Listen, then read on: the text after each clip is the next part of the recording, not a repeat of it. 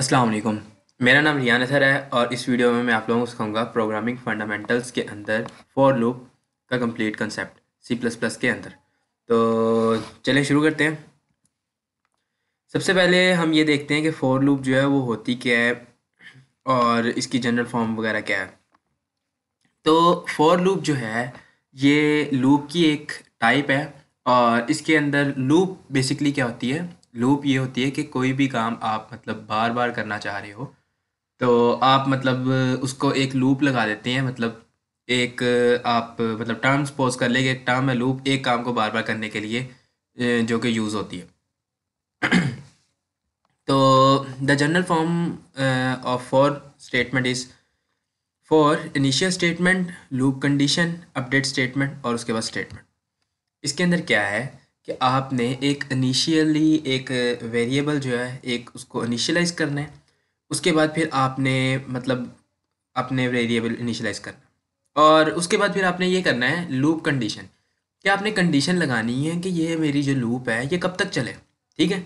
तो कोई भी मतलब अब आपने लूप एक काम को बार बार करना है तो वो बार बार कितनी बार करना है, कब तक करते रहना है, तो ये भी बताना है होगा हमें एक लूप के लिए। तो ये हमने मतलब लूप कंडीशन आ जाएगी यहाँ पे। और अपडेट स्टेटमेंट, अब इसके अंदर ये है कि आपने देखो लूप का बेसिक कंसेप्ट क्या है, मैंने अभी आपको बताया कि एक काम को बार बार करना। अब किसी भी काम को बार बार करने के लिए हमें मतलब एक एंड होना चाहिए, एक मतलब हमारे पास स्टार्टिंग पॉइंट होना चाहिए कि मतलब यहाँ से ये जो एक काम है ये स्टार्ट हो रहा है। ठीक है। और फिर एक उसकी जो है वो कंडीशन होनी चाहिए कि ये काम जो है ये इस जब तक ये कंडीशन रहती है तब तक ये काम होता रहे। और उसके अलावा फिर उस कंडीशन को बार बार चेक करने के लिए भी हमें कोई चीज़ चाहिए होगी।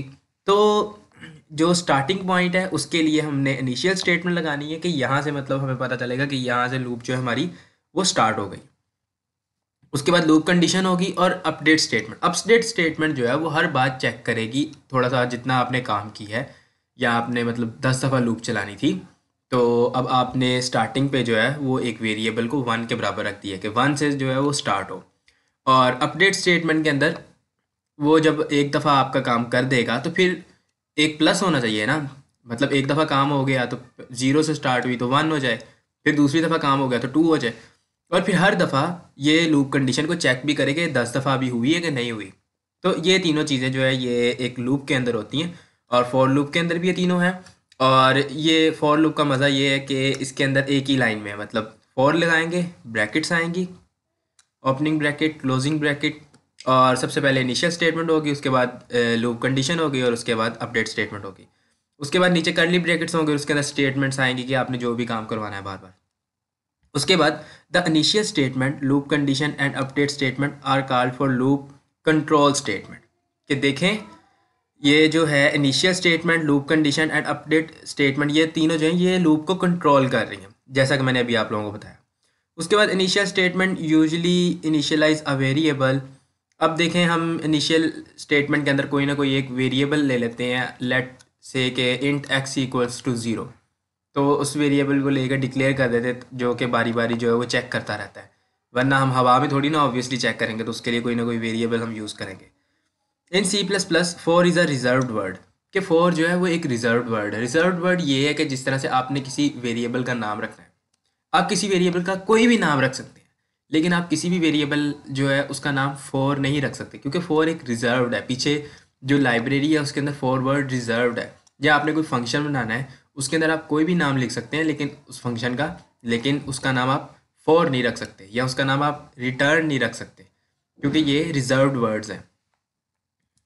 तो रिजर्व्ड वर्ड्स वही होते हैं जो कि लाइब्रेरी के अंदर ऑलरेडी स्टोर होते हैं और आप उनको बराए नाम मतलब किसी चीज़ को नेम देने के लिए वो वर्ड इस्तेमाल नहीं कर सकते। उसके बाद फॉर लूप रिपीटिशन स्ट्रक्चर।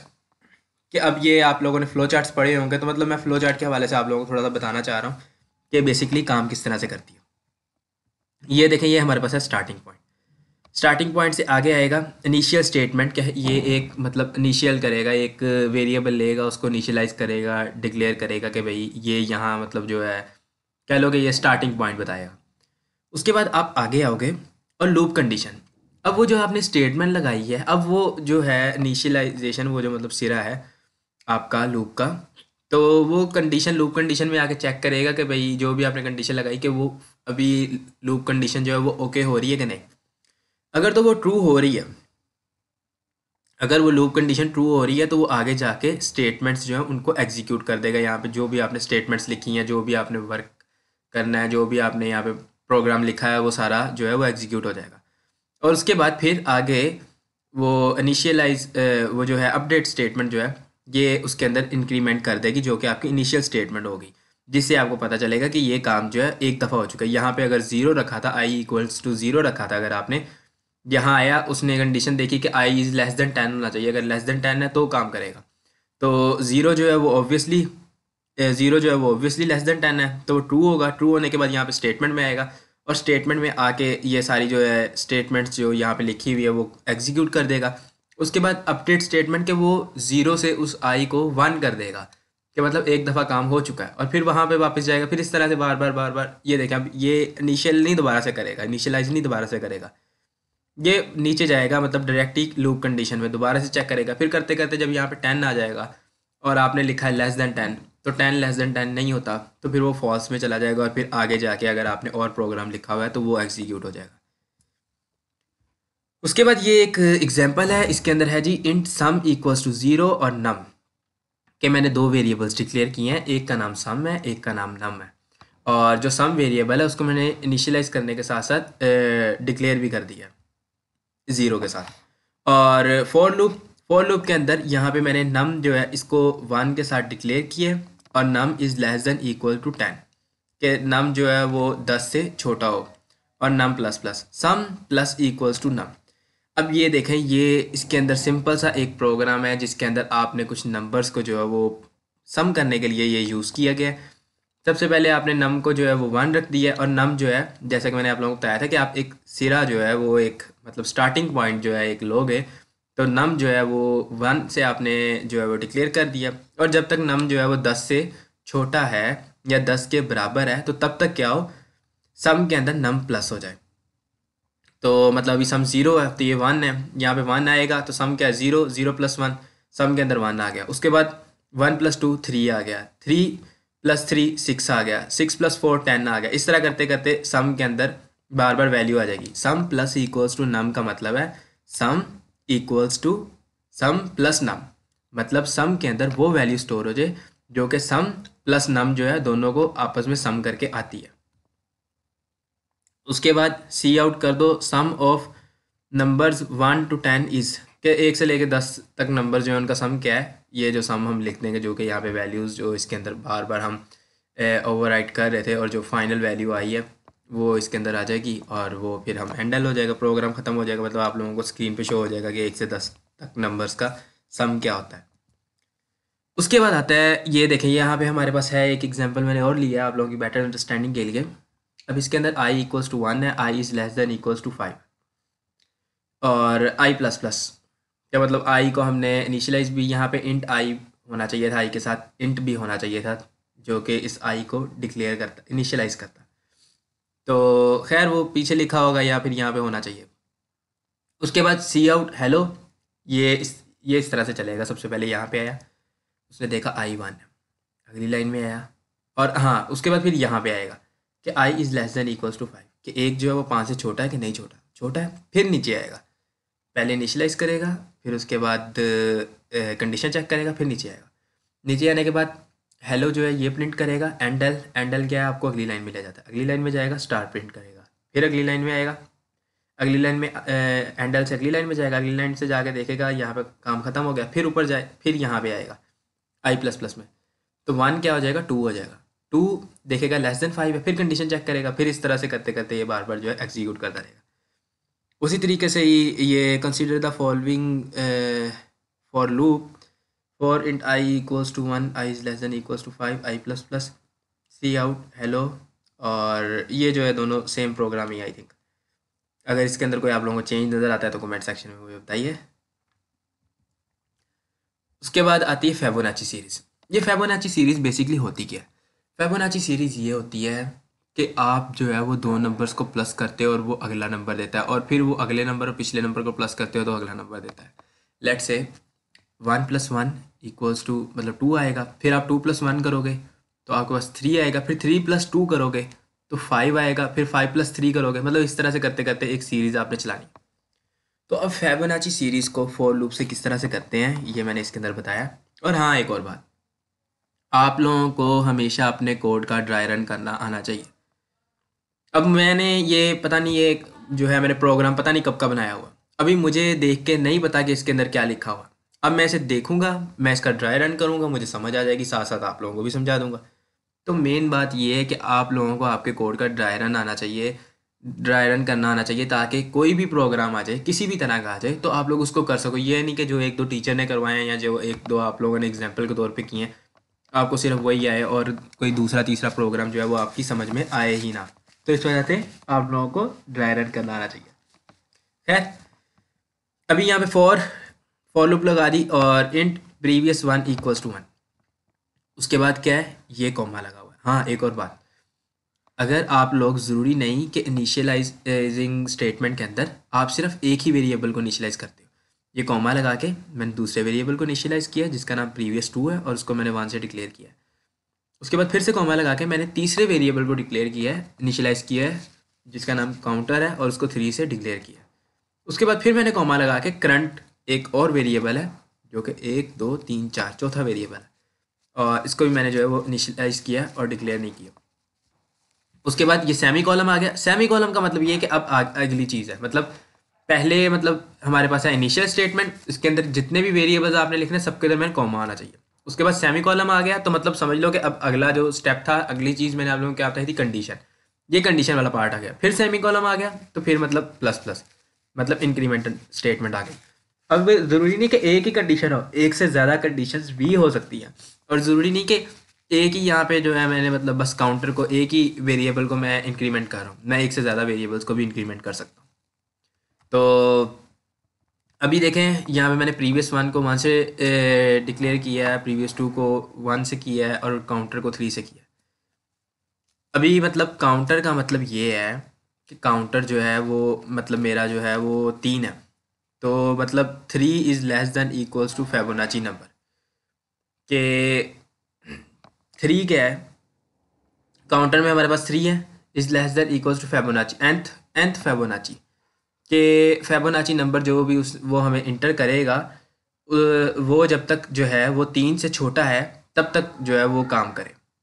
मतलब अगर उसने हमें 1 इंटर किया है तो 3 जो है जब तक लेस देन इक्वल्स टू 1 है तो ये तो कंडीशन ही फॉल्स हो जाएगी ना। तो एक सेकंड, कहना क्या चाह रहा है ये इसमें, ये इसमें हमें कहना चाह रहा है काउंटर इक्वल्स टू 3, काउंटर जो है वो 3 है और 3 is less than equals to nth Fibonacci और काउंटर प्लस प्लस। तो ये 3 से स्टार्ट होगा और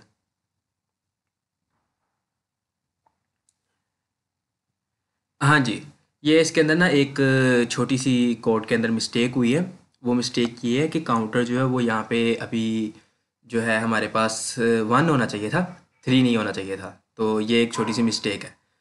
तो 1 जो है वो जब तक less than equals to Fibonacci है, nth फिबोनाची है, तब तक ये लूप जो है वो चलती रहे। देखें अभी ये बात मुझे किस तरह से पता चली, सिर्फ इस बात से पता चली कि मुझे कोड का ड्राई रन करना आता है। तो ये फ़ायदा होता है कोड का ड्राई रन करने आने का। तो खैर, अभी बाय द वे ये मिस्टेक थी। अभी यहाँ पे मैं इसको शुरू पे काउंटर को 1 से जो है वो डिक्लेयर करता हूँ, 3 से नहीं 1 से। तो इसको चेंज कर लीजिएगा। तो अभी nth फिबोनाची क्या है, nth फिबोनाची एक वेरिएबल है जो कि मैं ऊपर यूज़र से इंटर करवाऊंगा। यहाँ पे बस मैं आप लोगों को फॉर लूप समझा रहा, तो सिर्फ मैंने इतने पार्ट का कोड ही यहाँ पे लगाया, पेस्ट किया। तो ऊपर वाला जो है मतलब ऊपर मैं एक nth फिबोनाची के नाम से मैंने एक वेरिएबल बनाया, उसके अंदर मैं सीन करवा रहा हूँ यूज़र से कि मतलब आप ये जो फिबोनाची सीरीज़ है ये कितने नंबर तक चलाना चाहते हैं। अगर यूज़र ने 5 लिखा है तो मतलब 5 जो है आइट्रेशंस तक मैं इस फिबोनाची सीरीज़ को चला रहा हूँ और 5 से आगे नहीं चलेगी। तो यहाँ पे 1 है तो 1 इज़ लेस देन 5, ये प्रोग्राम चलेगा। फिर प्लस प्लस होगा, 2 आ जाएगा, 2 इज़ लेस देन 5, और जब ये 5 हो जाएगा तो ये जो हमारी लूप है ये एंड हो जाएगी। अब फिबोनाची सीरीज़ के लिए लूप के अंदर हमने स्टेटमेंट जो लिखी है उसके अंदर क्या लिखना है, अब वो आप लोगों के लिए समझना ज़रूरी है। अभी करंट जो है ये इसको अंदर मैं प्रीवियस 2 प्लस प्रीवियस 1 कर रहा हूँ, मतलब 1 प्लस 1 2। करंट के अंदर क्या आ गया 2। प्रीवियस 1 को मैं प्रीवियस 2 वाली वैल्यू दे रहा हूँ, असाइन कर रहा हूँ। तो प्रीवियस 1 में भी 1 है, प्रीवियस 2 में भी 1 है, तो प्रीवियस 1 के अंदर क्या आ गया 1। अभी ये गौर से इस चीज़ को समझें और इसको माइंड में मेमोराइज करें कि करंट के अंदर क्या आ गया 2, पहली आइट्रेशन है हमारी, और प्रीवियस 1 के अंदर क्या आ गया 1, और प्रीवियस 2 के अंदर क्या आएगा करंट। करंट के अंदर क्या था 2 था, तो प्रीवियस 2 के अंदर क्या आ गया 2। अभी हमारे पास करंट के अंदर क्या है 2, प्रीवियस 1 के अंदर क्या है, प्रीवियस 1 के अंदर है 1 और प्रीवियस 2 के अंदर क्या है 2। फिर यहाँ पे आएगा, अब प्रीवियस 2 के अंदर 2 था और प्रीवियस 1 के अंदर क्या था 1, तो 2 प्लस 1 क्या 3। अब 3 क्या आ गया करंट में, तो उसके बाद अब प्रीवियस 1 के अंदर क्या है, प्रीवियस 1 के अंदर आएगा प्रीवियस 2 वाला, प्रीवियस 2 के अंदर 2 था, तो प्रीवियस 1 के अंदर क्या आ गया 2 आ गया, और प्रीवियस 2 के अंदर क्या है, प्रीवियस 2 के अंदर जो है वो करंट आएगा, और करंट क्या है 3। तो मतलब पहले हमने 1 प्लस 1 किया और करंट में 2 आ गया। उसके बाद फिर हमारे पास जब हमने अगली इनकी और करंट को जो है, करंट को वो प्रीवियस 2 के अंदर असाइन कर दी करंट की वैल्यू, तो प्रीवियस 2 के अंदर क्या आ गया 2, और फिर 2 जो है वो प्रीवियस 1 के अंदर चला गया, और करंट के अंदर क्या आ गया 2 प्लस 1 3, और 3 जो है अब इसके अंदर चला गया, तो मतलब 1 प्लस 1 2, फिर 2 प्लस 1 3, 3 प्लस 2 5, मतलब इस तरह से आगे आगे जो है वो ये प्रोग्राम जो है हमारा चलता जाएगा। 1 प्लस 1 2, 2 प्लस 3 5, फिर इस तरह से मतलब आगे से आगे जो है वो इंक्रीमेंट होती जाएगी, और जब आखिर पे ये हमारी nth फिबोनाची जो है वो आ जाएगी। और करंट के अंदर क्या है, करंट के अंदर जो मतलब मेन वो सम चलता जा रहा है, तो फिर आखिर में हम जो करंट होगा उसको हम जो है वो सी आउट कर देंगे कि भाई ये जो 5वें इंडेक्स पे जो है ना वो ये चीज़ पड़ी हुई है। आई होप कि ये थोड़ा बहुत मतलब चीज़ें थोड़ी सी कॉम्प्लेक्स थी, लेकिन मेरे ख्याल से मैंने काफ़ी डिटेल में वीडियो बनाई है और काफ़ी ज़्यादा जो है एग्जांपल्स लिए हैं, तो आई होप कि आप लोगों को समझ आ गई होगी। और for loop versus while loop, कि फॉर लूप और वाइल लूप के अंदर फ़र्क क्या है। तो अब देखें फॉर के अंदर क्या है, इंट आई इक्वल्स टू 0, सबसे पहले मैं इंक्रीमेंट कर रहा हूँ, उसके बाद कंडीशन चेक कर रहा हूँ, उसके बाद फिर अंदर जो लूप की स्टेटमेंट है वो होगी, और उसके बाद फिर इंक्रीमेंट होगा। वाइल लूप के अंदर क्या है, इंट आई इक्वल्स टू 0, सबसे पहले जो इनिशियलाइज कर रहा हूँ, उसके बाद कंडीशन चेक हो रही है, कंडीशन चेक होने के बाद लूप के अंदर का काम हो रहा है, उसके बाद नीचे जो है आई प्लस प्लस के एक जो है उसके अंदर इंक्रीमेंट होगा, फिर ऊपर आएगा कंडीशन चेक करेगा। मतलब दोनों का काम जो है बिल्कुल सेम है, सिर्फ थोड़ा सा लिखने का जो है सिंटेक्स जो है वो चेंज है। इसके अंदर आप एक ही लाइन में लिखते हो, सबसे पहले इनिशियलाइजेशन, उसके बाद कंडीशन, और उसके बाद अपडेट स्टेटमेंट। इसके अंदर आप पहले इनिशियलाइज करते हो, इस तरह से वाइल लूप लगाते हो, और ये और उसके बाद नीचे जाके आपकी जो बॉडी होती है उसके अंदर वाइल लूप की जो बॉडी है उसके अंदर जब आप लोग सारी अपनी स्टेटमेंट्स लिख लेते हो तो आखिर पे इंक्रीमेंट करते हो। तो ये जो है इन दोनों में फ़र्क है। तो आई होप कि आप लोगों को वीडियो पसंद आई होगी। अगर आप लोगों को वीडियो के अंदर किसी चीज़ की नहीं समझ आई तो काइंडली मुझसे आप लोग कमेंट सेक्शन में पूछ लें। उसके अलावा इस वीडियो को अपने फ्रेंड्स के साथ शेयर करें, और काइंडली हमारे इस चैनल को सब्सक्राइब कर दें। Subscribe subscribe subscribe.